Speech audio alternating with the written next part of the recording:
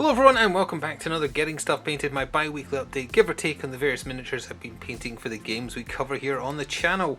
And this time we have Warcry / Age of Sigmar to talk about, including one large lad at the back there. We have some Dead by Daylight, the board game. We've got a little bit from Rumble Slam and also RQuest. We have a little bit from the Batman miniature game. And a bit more at the end, honestly. The only reason they're over there is because I painted them most recently, finished 2 of them this morning. So on this end there is also more Warcry / Age of Sigmar, although they are actually a specific warband for Warcry. But I guess we can talk about that when we get to it. And at the back here, we'll probably just start with this, get out of the way quickly. It's here just again as a matter of note. Hey, this is some stuff that I did. Painted up some 3D printed scenery. So as per usual, we're going to talk about all this, painted mostly with contrast paint as always. Show you some close-ups, talk a little bit, blather a little bit, all that good stuff. So, 3 sets of 3D printed oil barrels, or whatever you want to call them. They could be toxic waste if you paint. I've painted some to look like toxic barrels from Fallout that I've shown in this series a long time ago. But these ones I've had sitting from that same order I put in maybe literally years ago at this point. And I just decided, you know, they're super quick to do if you just spray paint them. Why not just do them? That gives you some more scenery. I could do an oil drum factory at this point with the number of these I've got. So to do them quickly, that's not in focus, is it? I didn't use contrast paint really. I spray painted them silver, and then I tried to do like a zenithal with the royal red, or whatever it's called, the red spray paint I've talked about, the one that looks like that. There we go, that's just the pure colour on the bottom there. At an angle, just to give them a little bit of definition and shade, and then I dry brushed them with the Army Painter Dry Rust, I believe is the exact name it's called. Went a little bit heavy on that, to be honest, but I kind of don't mind the effect. So it was just to get them out of the way and to have them done. This is the first set I did, hence the rust being particularly thick there, which I hope is coming into frame for you. But again, I kind of like it. It would be that rusty if it's been sitting out. I could see myself maybe doing more to this in the future, like an additional dry brushing of like Necron Compound. Maybe add some slime if I wanted them to be toxic barrels. Like that's just a fault with the 3D print right there, but you could do liquid leaking out of it. I think that's probably a good idea. But either way, oh, didn't spray the bottom of that one. 3 sets of them. Not much else to say about them. It is something done. I think that's my entire supply of unpainted oil barrels finally out the way. I kind of like the coloration because the red isn't as heavy on this side, and then it gets heavier as it goes. It's almost like a gradient. I'd love to pretend I did on purpose, but I most certainly did not. Let's get on to talking about the models, starting with 3 dog hairs everywhere. 3 Blight Kings for, well, I've been using them for Warcry, obviously. Part of the box set that had the Harbinger of Decay in it. Is it Harbinger of Decay? I never remember. I just call him the Harbinger. The really cool looking miniature on the horse with the scythe. Fantastic looking miniature. Anyway, they're in a box with him. You get 5 Blight Kings and then a couple of Blight Kings riding plague drones, whatever they're called in Warcry, but it's plague drones. So I have talked about these in the past. I've been talking about these since I painted up the Worm Spat for Warhammer Underworlds. It's a colour scheme that I've been using throughout, and I like it. Speaking of liking it, this one has a Nurgling ripping his way out of his stomach. You can actually see his flesh getting pulled here by the claws underneath his skin. It's pretty disgusting, which when it comes to Nurgle means cute, but you know, horrifying nevertheless. I'll quickly go over the colours. Mantis Warrior green, Striking Scorpion green, sorry. Mantis Warrior green for the darker parts, but yeah, the bright one is striking, hence being Striking Scorpion.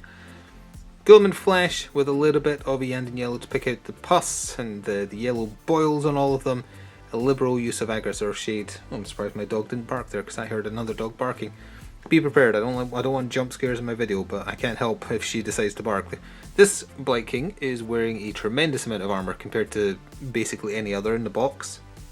You do get the options to build them with you can build them all without shields. They have different stack lines.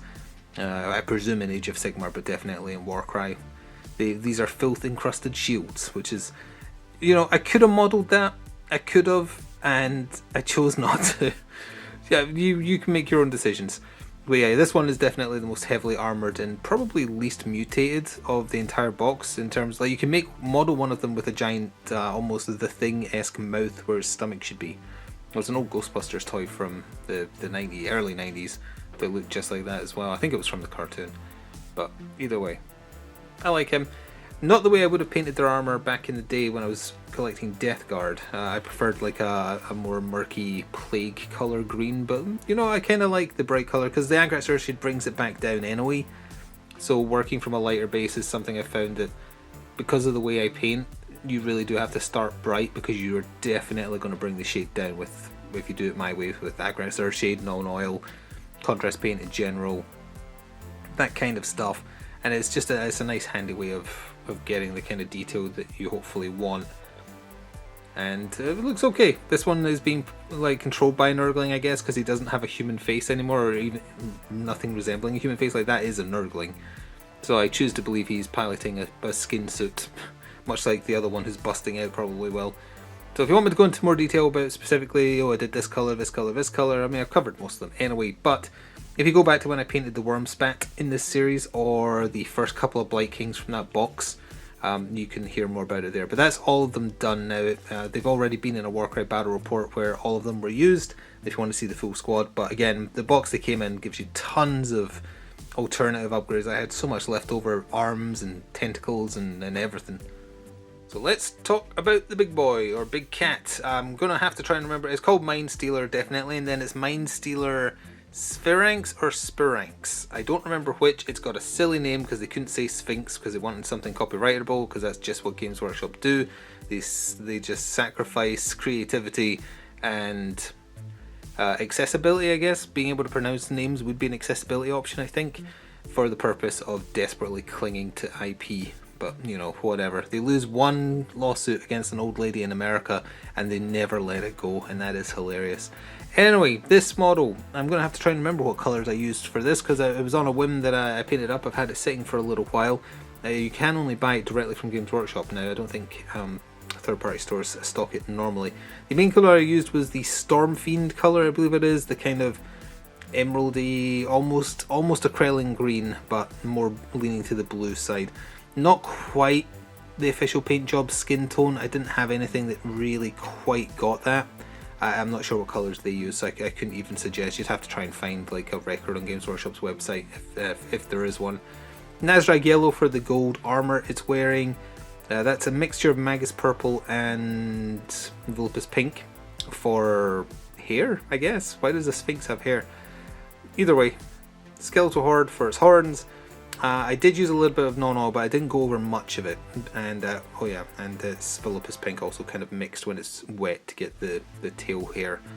And the base is, again, it's the AK concrete texture / technical paint with, I believe this was Rattling Grime over it, and then Basilicanum Grey for the rock, and then just some tufts of grass to give it a little bit of flavour. Nice model. It's been in the, I think it was in the same battle report as those Blight Kings actually, as part of the Iron Golem side, since it can be with any kind of chaos leaning force. Neat model. I think I prefer the Myrmidon, but in terms of usefulness, this had at least one defining moment in the battle report it was in. So if you haven't seen that, I would recommend it. And again, hopefully that has been in focus. I apologise if it hasn't. But either way, another model down. I think I have one more large model for Warcry to do. I'll need to double check. So next we have two more killers from Dead by Daylight, the board game, both of which have already been in videos. So if you've been following that series, then you've already seen them in action. I showed a little bit of close-ups, but obviously I'll talk about the colours used. Let's start with the Hillbilly, which is the opposite order to the order in which I painted them, but whatever. We've got Guilliman Flesh for the skin tone. We have, ooh, what colour is that for his jeans? I think that's Rattling, no, you know what, that probably is Basilicanum Grey with Agrat's Earthshade over the top, yeah. And that's Space Wolf Grey for his like torn shirt, what little of it he's wearing. Liberal use of Lead Belcher and Blood Angel's Red for the end of his sledgehammer. And lots of blood for the Blood God, because that's the way you give them flavour. And again, for the bases, that is the AK technical paint, texture paint, whatever it's called.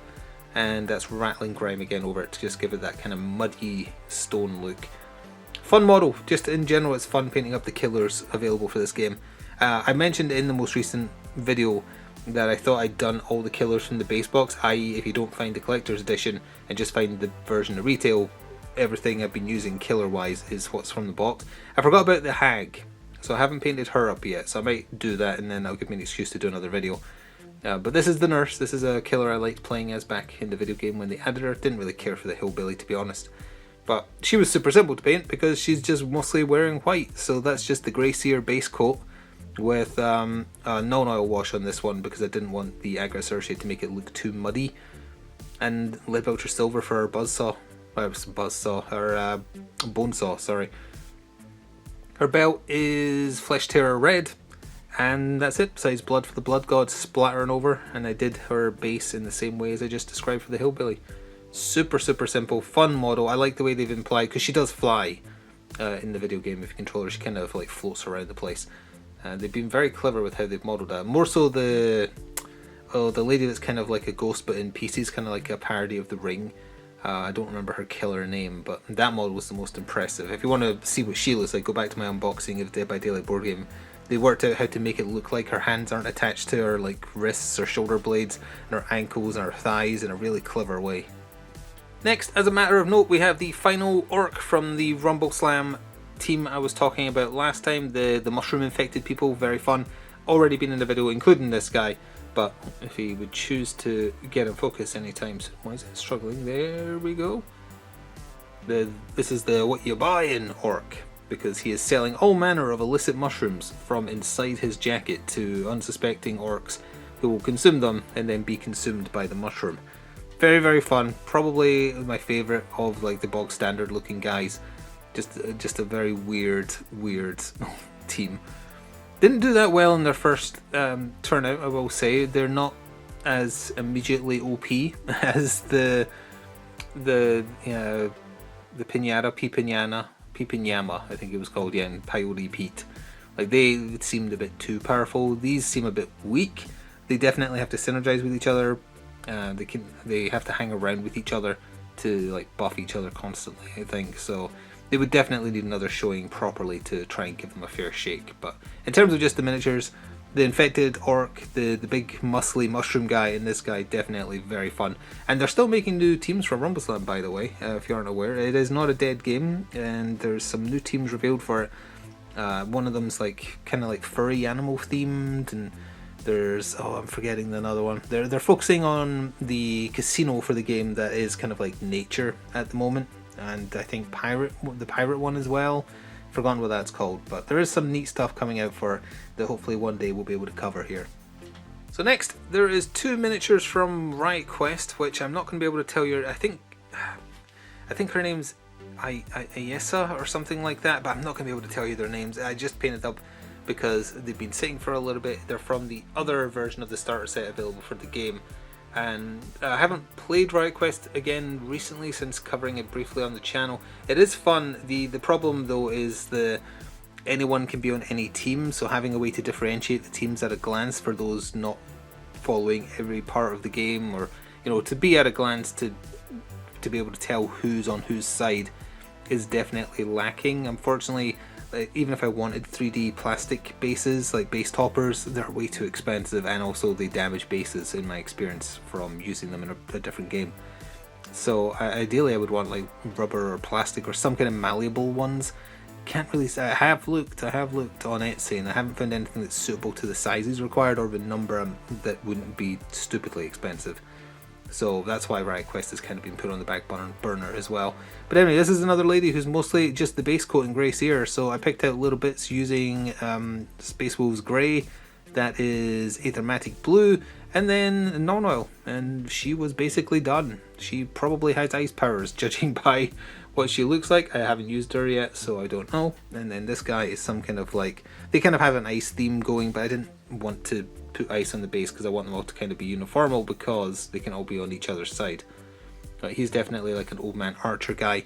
Snakebite leather, wildwood, Nazdrag yellow for parts of the trap and the bow, Gulliman flesh, Basilicanum grey for his beard, and then a wash of non-oil over the top. My dog is looking for something to bark at. Will she find something? Oh, she's growling at something. I don't really have much more to say about this guy. There's not much to him, other than they are all heavy metal miniatures.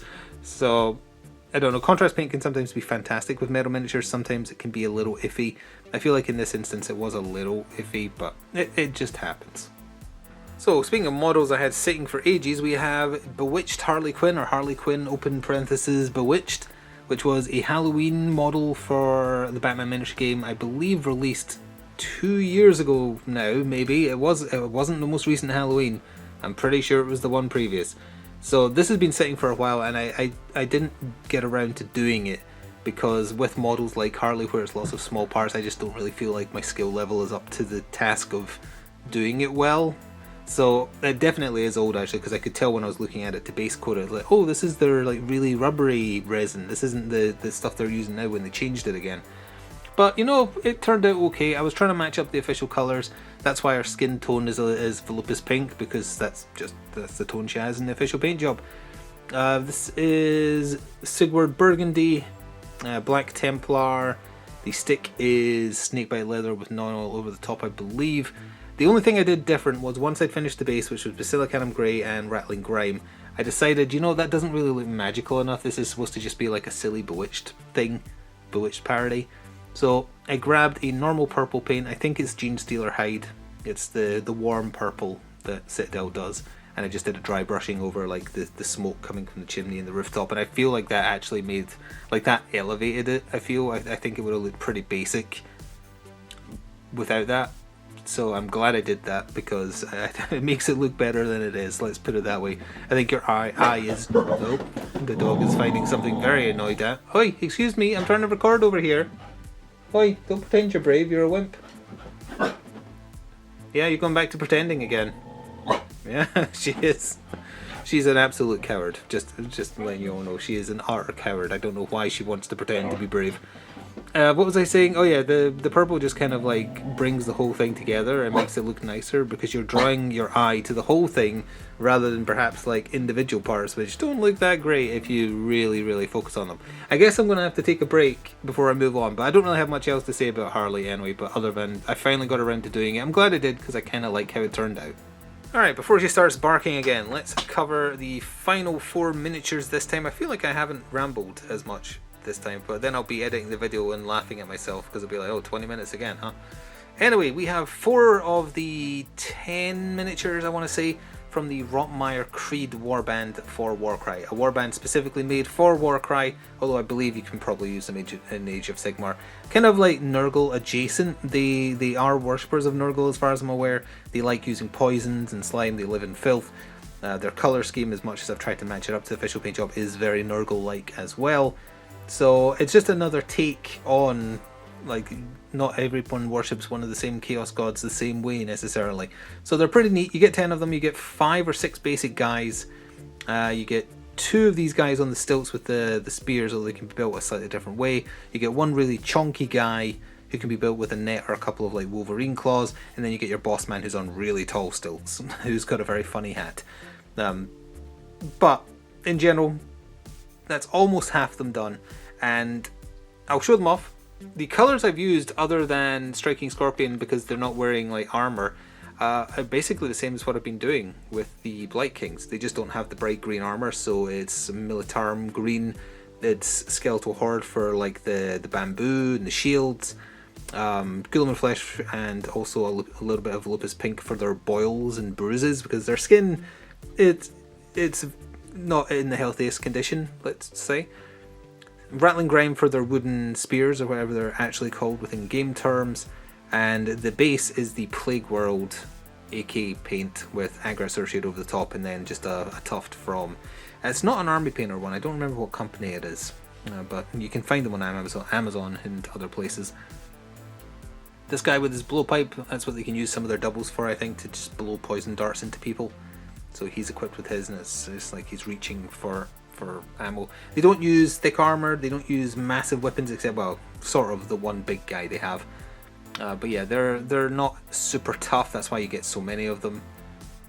But they're neat. And I'm looking forward to seeing them go against... I think unlike the Nurgle, like the Blight Kings, they can actually move, which would be nice. I don't know what their movement is offhand, but it can't be 3 inches. They're not wearing thick, heavy armor, and they look like they're pretty nimble. Although I guess the ones on stilts might find it hard to move, but it keeps them out the swamp water. So neat I don't feel like it did them super great amount of justice, really. Like, working with small miniatures is a hit or miss type situation with Games Workshop. Sometimes I feel like, oh, you know what, I did a pretty decent job there. And other times it's like, thank goodness the model's so nice because it's doing the work for me. And then other times both kind of fail, but they've got a lot of character. I enjoy the amount of time that Games Workshop spends on Warcry specific and Underworld specific warbands, because it lets them really, they don't have to be uniformal, so they can really kind of indulge in their, well, everyone's got to look a little bit different. And the nice thing is about these basic guys, you can equip them differently. There's a different setup where they don't have the shields. It's mostly just because I'm modeling them how I plan to use them, and I feel like the shield setup is better. If that proves wrong, that's fine. It's not like I play competitively anyway. Yeah, this is one of their heavier guys, so to speak. It's mostly just he's on stilts, so he's walking through the swamp slightly taller, but he's got a bigger like spear thing. The same colours used though. It's rattling grime on his wooden pauldron with the spikes coming out of it. To be honest, I was just kind of grabbing them to paint, and my goal was paint all the normal guys first. I didn't notice that I hadn't grabbed a normal guy until I was at the point of painting. I'd already done the base coat, and I was like, hang on, oh yeah, he's got the same weapon as them basically. Isn't he one of the same guys? And then I had to check, and I was like, oh no, the way their hierarchy works is if they have stilts, they are better. And on that note about stilts, I think we're about ready to call it a day and wrap this one up. As for next time, I'm going to be carrying on making my way through the Rotmire Creed. Definitely want to get them finished. I think I plan to paint up a new warband for Warcry, just out of the ones I have sitting just waiting for paint. That has appeared in a viewer verdict recently, if you're interested. If you've never given Warcry did I say Warcry? I meant Underworld, sorry. If you've never given Underworld a try, give the viewer verdict one a try. Because it is a good game, and I hope it picks up a little bit. Might get around to painting the Hag for Dead by Daylight, and I am in the process of cleaning and before assembly another team for Rumble Slam. That shouldn't take too long to prepare because most of them are just buff dudes, so it's just like skin tone and a wash and that'll be done, so that won't be too bad. I do need to get back around to painting some more mechs to get Battletech back in the forefront again. The urge hasn't been there quite for a little bit. But either way, if you want to show me what you've been painting, you can do so via my Discord server or via Blue Sky if you're on there.